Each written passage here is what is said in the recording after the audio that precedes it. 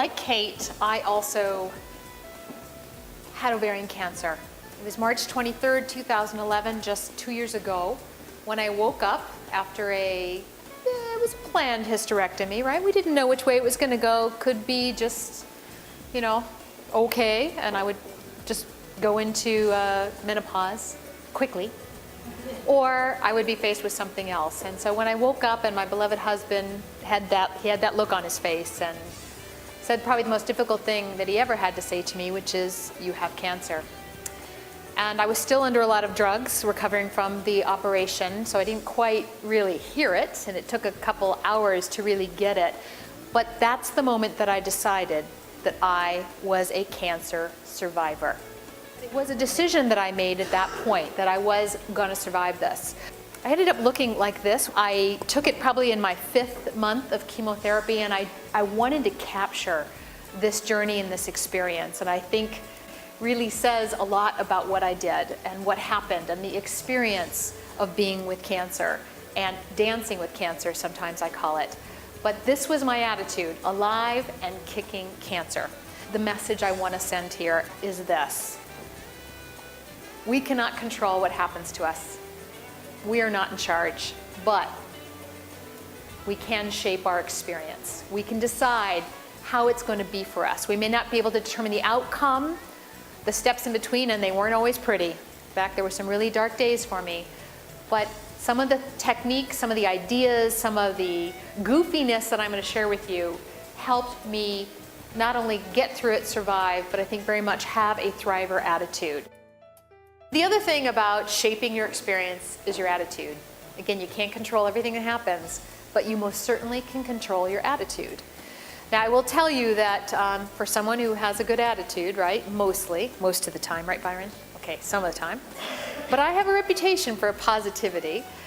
I had a hard time in the early days, and my attitude was not positive. And I started telling my story and repeating all the horrible things, and I finally had called a colleague to see if she would substitute for a speaking engagement. And she said, "Well, how are you doing? What's going on?" And I started in the saga. Complain, pity party, negativity, here's what happened, here's what happened. And she said, "I can't believe I'm talking to Kathy McAfee.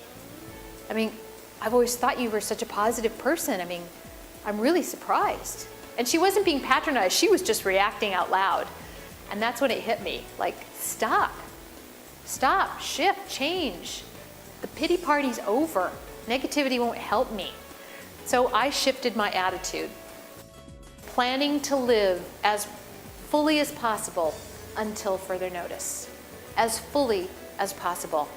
And really the context for this was that Anne was having trouble planning. And she's a business person, she's future-minded. And like, yeah, can you make an engagement in 3 months? How will you feel in 6? Will you be alive in a year? So you end up having this conflict about future planning. So Dawn's advice to Anne, and Anne's advice to me was, just plan to live until further notice, which really means we live in the present. We live today, and here we are today. This is all that matters right now. Being together, being in Kate's spirit and presence, honoring her, helping others.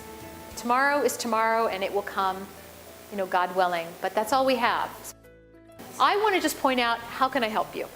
Which I actually teach in networking skills to professionals. You must ask people that question, or you must be able to answer that question specifically.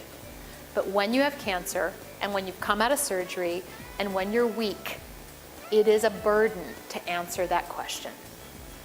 Do not ask cancer patients how you can help. Just do it. Community, another very big part of my experience. Now, some people, we all have different ways of going through this experience, and some people like it quietly and privately. And I respect that completely, but being pretty much a raging extrovert, and again, watching the movie Wit, I just couldn't go it alone. So I tapped into my network. And when my oncologist said there was a 100% chance that I would lose my hair, no wiggle room, like, not me, look at this mop, right? No way, this guy's gonna hang in there. 100% chance. You can either lose it and watch it fall down the drain and have it be emotionally upset, or I thought I could do something differently. So what I did was I organized very quickly, with the help of a lot of people in the community, a hair raiser, where I was going to shave my head for charity, raise money, in this case for a girls' education, girls' school in Kibera, Africa, in Kenya. And we came up with a slogan, hair raiser, which I just love: bald is beautiful, but educated is gorgeous.